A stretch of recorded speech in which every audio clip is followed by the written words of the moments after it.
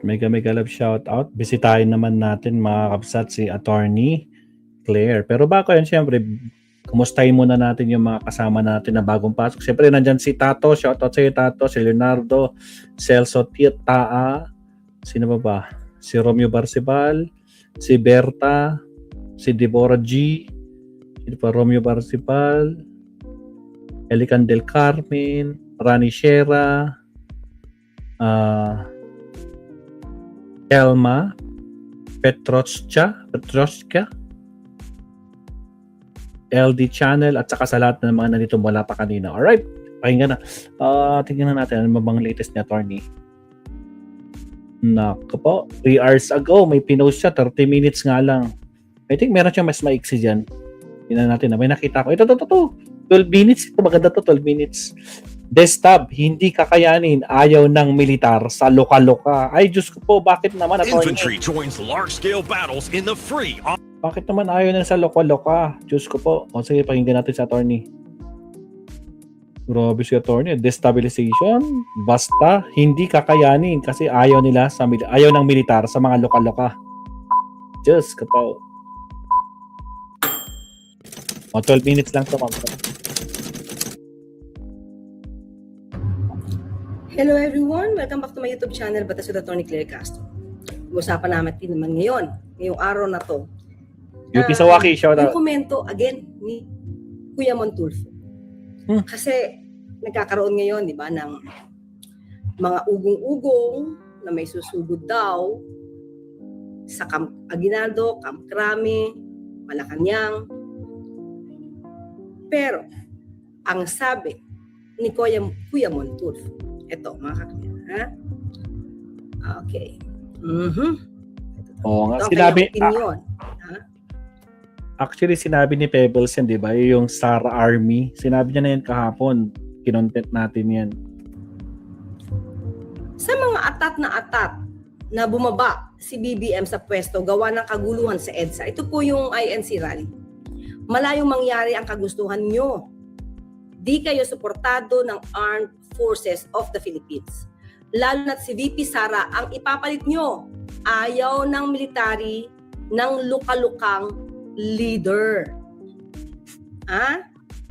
Ayaw ng luka-lukang leader. Lagi niyang sinasabi, luka-luka.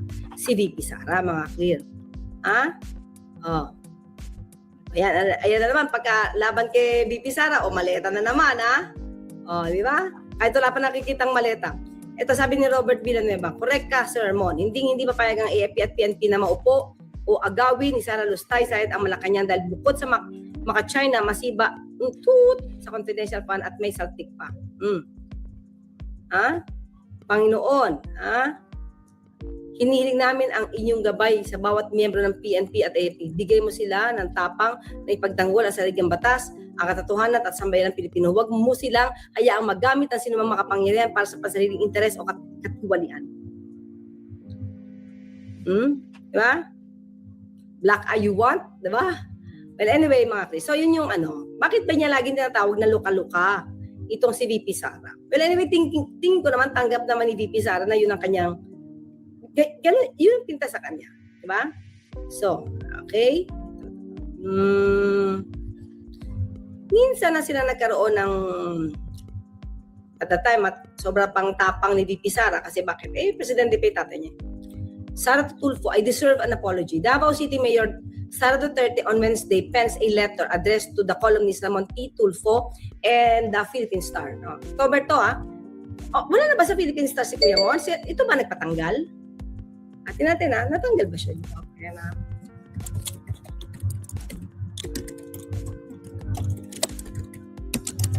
Natin. Alam ko may nagpatanggal sa kanya eh. Hindi ko na alam kung ito yun.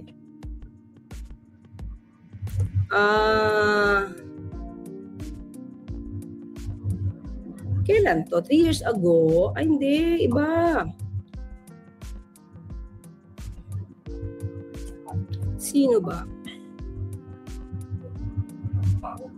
Tingnan natin. 3 years ago, bakit ba siya? Natanggal ba siya? Bakit tinuturo ay iba?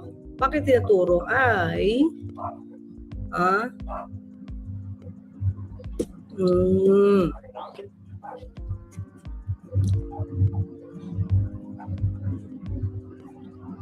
Well, anyway, tignan natin ito mga clear. So, ayan mga clear. Ay, sorry. So, ito mga clear. Bakit niya ba? Ba't niya ba sinasabi na luka-luka lagi si VP Sara? So, yun nga, nagkaroon sila ng unang alitan mga ka-clear. Nasaan na ba yan? Okay. Kasi parang meron siyang binunyag patungkol sa paggawa ng partido. Saan na ba yan? Wait lang mga clear. Ito pala. Okay? Kita ba? Yan. Ito pala. Which dwell on her relationship with his father, President Rodrigo Duterte, and his longtime ally, Senator Bongo, and alleged plans to form a tandem with presidential aspirant, former Senator Bongbong Marcos in 2022 elections. Oh, talaga? Kailan pa to? 2021. Diba, malapit na eleksyon. Talaga naman siguro na nagkakaroon na ng usapan dito. Describing the allegations as chismis, the first daughter says that article betrayed how the Philippine Star values its credibility and integrity as one of the country's leading sources of the news and information. At face value, it's not very hard to know that Mr. Tulfo was peddling wild conjectures, lies, intrigues, and chismis in this Plan C article, which entirely was based on hearsay. So, ang sabi kasi dito ni Ramon Tulfo, may Plan C. Ha? Ang Plan C, nasaan yun? Ito, may chismis. Ito, chismis niya. My little birdies in Cebu said that Sara might just run as Bongbong's party mate to upset Christopher Bongo, who's running for the vice presidency. She also wants to unsettle her father. Talaga? Galit sila. Sabi nga niya, di ba, sinisigaw-sigawan yung ama. Okay?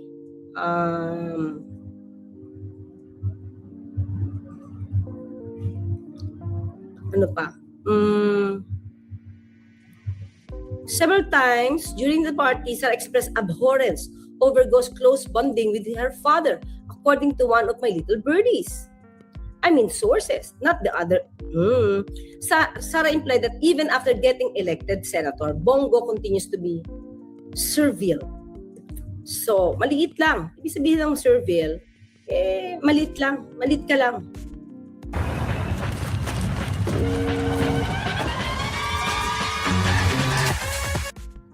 Ba? Yun ang turing. Yun ang turing sa servile ka lang. Kahit ikaw senador, servile ka lang. Palit ka lang. Diba? Bali wala kang tao. Ganun yung dating. Diba? That's not my choice of wording, but my little birdies. Okay? There's nothing wrong with Bong being a servant. Yan nga, kasi servile ka lang. Malit na tao ka lang. Servant sa tatay niya. So, lalay ka lang ng tatay ko, parang ganon. It's just that she and her siblings can't go directly to the president without passing through him. So hindi, talaga. Baka kaya sila hindi close ni tatay. As we all know, there's a bad blood between the daughter and the father. Sara has not gotten over her father's parents' separation. Sara has not gotten over her parents' separation. She sides with her mother, Elizabeth, a Filipino-German who's a former Philippine Airlines flight attendant. The rest of the article was either unimportant, given, or another load of hogwash and untruths that we've all heard before. Plan C was staged by someone that no self-respecting individual, much more a member of the media, should find inspiration from. Mr. Tulfo's article should be found not in any of the main pages of the Philippine Star, unless the Philippine Star is rumor-monger publication, chismis lang. So doon, ayan, nagalit si Inday sa kanya.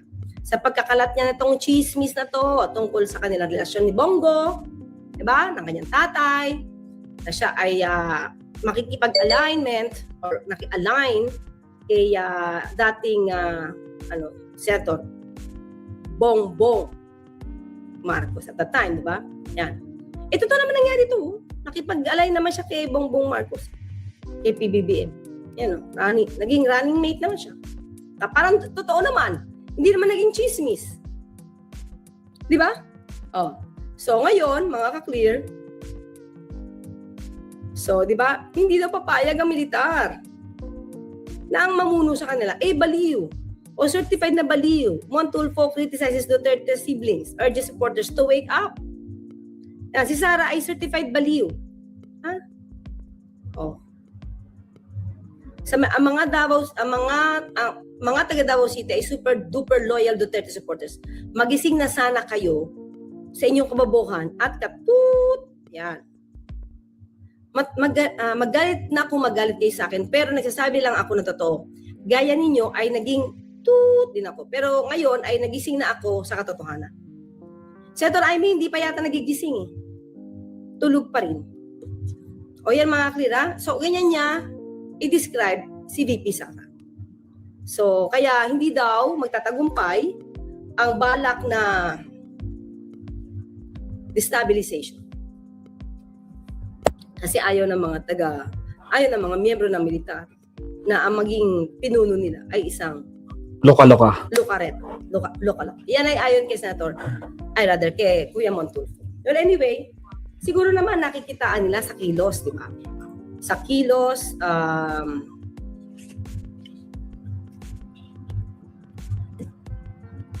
nakikita sa kilos ni VP Sara kung paano magsita, kung paano mag-meltdown, kung paano, di ba? Nakikita. Kaya nga may psychologist, may psychiatrist na magiging witness sa impeachment trial.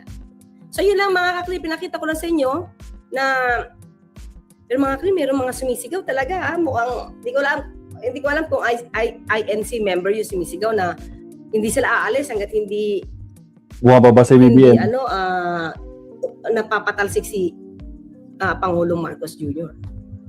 So, baka hindi siya INC. Baka nadadamay lang. Kasi mga ka-clear, dito sa atin, meron tayong ka-clear ng mga taga-membro ng INC. At nanonood naman sa atin. Hindi naman sila Rabi DDS. Diba? So baka hindi naman siya membro ng INC. Pero syempre sa atin, sa mga membro ng INC, siguro maging mapanuri din po kayo sa mga katotohanan, lalo na kung paninira kay Pangulong Marcos Jr., yung binabanggit sa inyo. Tingnan nyo lang, kasi nagtatrabaho naman talaga yung Pangulo para sa atin. Okay? So yun lang, maiksi lang po ito mga klip. Pinakita ko lang ang nais iparating ni Kuya Montulfo na, well, kahit ganito ang sabihin ni Kuya Montulfo, dapat mag-ingat pa rin tayo. Tayo na mga ayaw natin na tayo ipamunuan ng mga abusado. So, maging cautious tayo, maingat, hindi pwedeng tulugan, isa baliwala, di ba? Hindi pwede. Kasi palagi silang nandiyan para kunin yung kapangyarihan mula kay Pangulong Marcos Jr. So, huwag tayong pumayag na ang magiging leader natin ay puro travel. Diba? Puro bakasyon. At hinahayaan niya lang yung mga tao niya na siya magtrabaho for her. So, kung hindi niya naman kaya, mga kaya, huwag na siyang tumakbo. Kung magpupukpuk lang siya ng tao para magtrabaho at wala siyang alam na gawin, huwag na. O yan lang mga clear. Okay? Hanggang sa muli, magkita at magkarinigan tayo. Ako po sa Tony Claire Kasing Papalala. Huwag tulugan yung karapatan. Bye-bye! Salamat, attorney. Alright. So, maraming salamat. No? Magkakontay guys. Last topic na tayo before we end. So, ready 11 PM na mga absat, pero last topic tayo. At again, sa mga bagong pasok, huwag kalimutang mag-like and subscribe. Countdown tayo. Here we go.